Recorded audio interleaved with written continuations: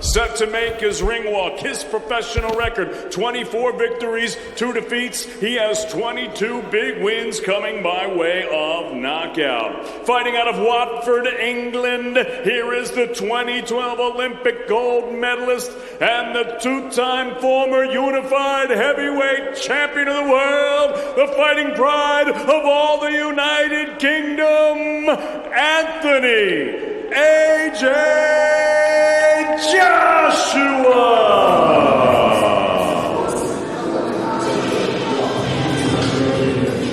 Well, just look at the change of atmosphere in here. If you've got a camera phone on you, it's pointed at Joshua. There's cameras here from all over the world. Everybody is looking at the challenger making his way to his media workout. It's Anthony Joshua, accompanied by his team. Of course, it's a changed team. In comes Robert Garcia to work with Angel Fernandez, the only survivor from the previous regime. And Anthony Joshua said yesterday, I can't go back to London until I've got those belts. Well, he gets that opportunity in just a few days' time. Just down the road from where we are now, Alexander Usyk and Anthony Joshua, all of those questions that we've been asking all week. To be honest, all of those questions that we've been asking since the first fight, they will be answered. Yeah, fascinating fight, really. The Ruiz rematch was a fascinating one. We were thinking, immediate rematch. What will his, mentality be like? Psychologically, will there be scars there? Will he be gun-shy? We didn't know what to expect, but he got the job done. He lost nearly a stone in weight.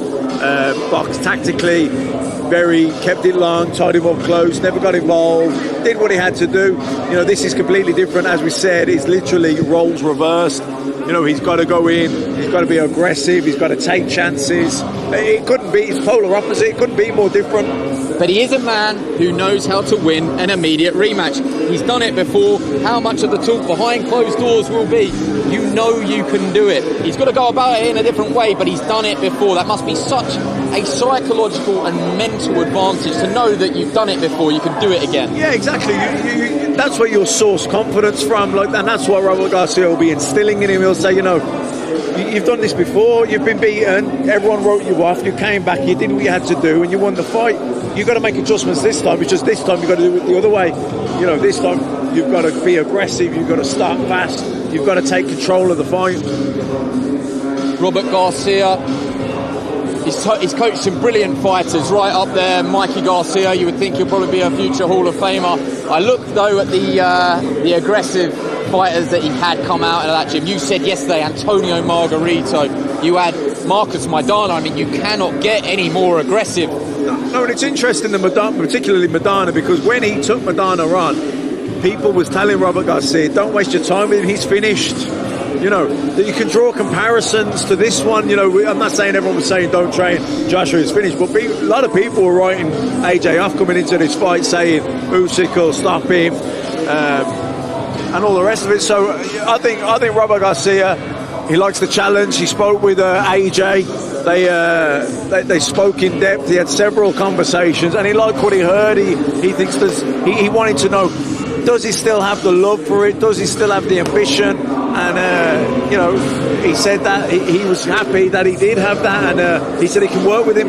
And you'd think by Anthony Joshua taking himself out of a comfort zone, and I'm not saying that living up in Sheffield away from his family was any sort of comfort zone, but he was a world-class elite amateur in the Sheffield setup, and he stayed there as a professional. He's decided to decamp to Loughborough and then to come out here weeks and weeks in advance. That shows he's not prepared to settle for what worked for him before and probably what was comfortable to him. Yeah. He really wants it. He's a wounded animal. His pride's hurt, and he wants revenge. He wants redemption, and he still has ambitions. He wants to go on and still achieve more things in boxing. This isn't the end of the road for him, or he certainly doesn't want it to be the end of the road for him. If he did, he'd have just stuck to what he knew, stayed with what was familiar, stayed up in Sheffield. But he hasn't. He's gone out there. He's travelled around America. He spoke with several trainers. This wasn't a knee-jerk reaction. he interviewed, if the interview's the right word, lots of different guys for this gig, and he sat down with Robert. He liked what Robert had to say to him. Robert liked what he had to say back to him, and they're both settled. They said it's gone really well. They're all on the same page. They're all singing from the same hymn sheet, and I've got to be honest. Speaking with Robert Garcia earlier, I thought this was probably a 70-30 fight in favour of Usyk. Now having spoken to Robert Garcia, I'm starting to think it's 60-40, if not more. Just to address the dynamic here, the pad work is coming actually from Angel Fernandez. That shouldn't be too much of a surprise. He was retained from the previous camp, renowned as a brilliant pad man, and that may sound an insult to some people, because people say, it's just a pad man. It sounds like an insult. Angel, a very good trainer of Richard Riakporhe and Kieran Malloy and other fighters in his own right. But Robert Garcia takes a step back here to observe. And you can't quite hear him, but he's just watching from afar, which is an interesting dynamic. Yeah, well, you see that with other fighters as well. I've seen lots of trainers, head trainers, have another guy giving the pads, and they can stand back and watch. It gives them a different perspective. It's still only one voice in the corner, though, and that will be Robert Garcia's. That's right, isn't it? Yeah, absolutely, and I think that's the key element. I don't think that the key. Robert Garcia won't, I don't believe, brings a major thing. Ain't going to change anything really gym-wise, but it's the mindset, the conversation, and the corner work on the night. Is he showing us anything here that we can take note of? I don't think so, but I've noticed it's all on the front foot. He's not moved around the ring, backing up here. He's holding the centre of the ring, and Hernandez is the guy doing covering the rounds. He's working, doing the peripheral. It's AJ holding the centre of the ring, and looking, they're working on body shots. Yeah, that was really interesting, wasn't it? Robert Garcia just broke the work there and just sort of feinted a shot to the body. Yeah.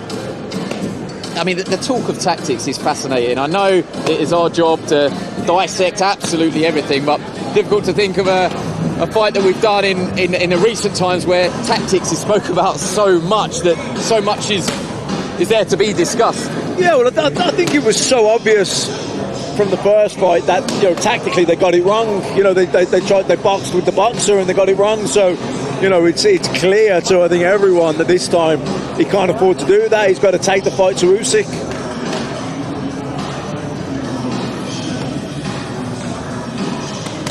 And there is barely any room to operate here. Every single camera lens in the room that was either doing interviews or live streaming is now tuned on this relatively small ring in the middle of the Saudi city here in Jeddah.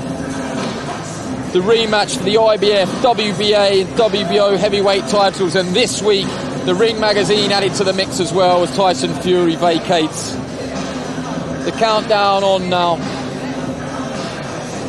Just hours until everybody decamps just down the road to the King Abdullah Sports City Arena. Saturday night.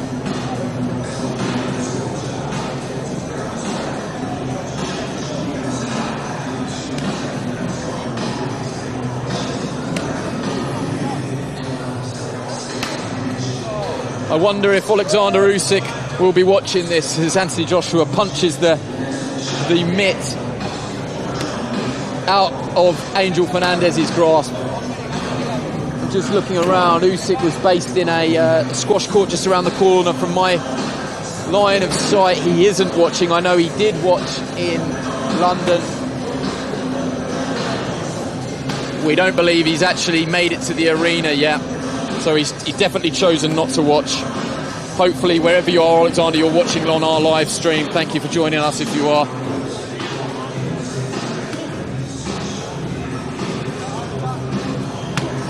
Joshua with the boots. He's got Roaring Lions on the outside, and on the instep of both boots he has the Union Jack and the colours of the Nigerian flag with Hustle, and of course his management company 258 branding on there.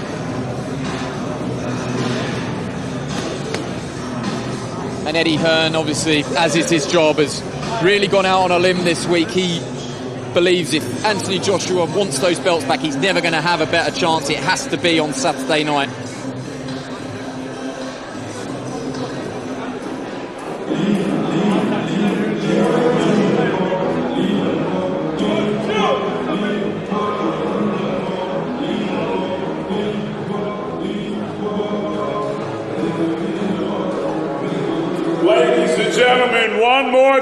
time, put your hands together, Anthony AJ Joshua.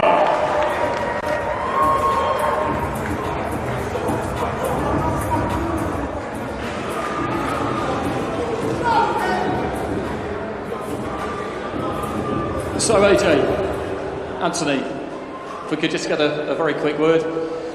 You've been out here for over a month with a new team. Thank you, bro. How's it been? Saudi's been good to me. Shout out to everyone in Saudi. Had a good time.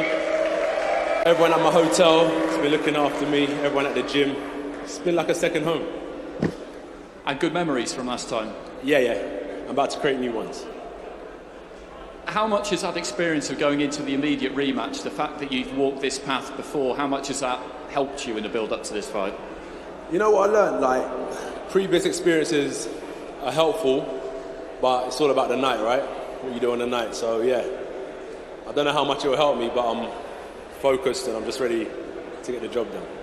But you've always shown a great ability to adapt and learn quickly during your career. How much did you learn at Spurs last September? Well, I feel like one of my main strengths is I'm a quick learner, I'm a sponge. But ultimately, right, aside from all the learning and stuff like that, it's a fight. It's a fight, that's it. Whoever throws the most punches and lands the most punches wins. That's all that matters, isn't it? Everybody keeps talking about how you need to do this and that and do things differently. For you, is it a case of showing us something new, or is it a case of getting in there and showing everybody who you've always been? Do my best. Just doing my best. And that's all I can do. Okay, I've got to ask you for a prediction. It's the law. What's everyone saying? Inshallah. We're going for a knockout. Thanks very much. Good luck on the weekend.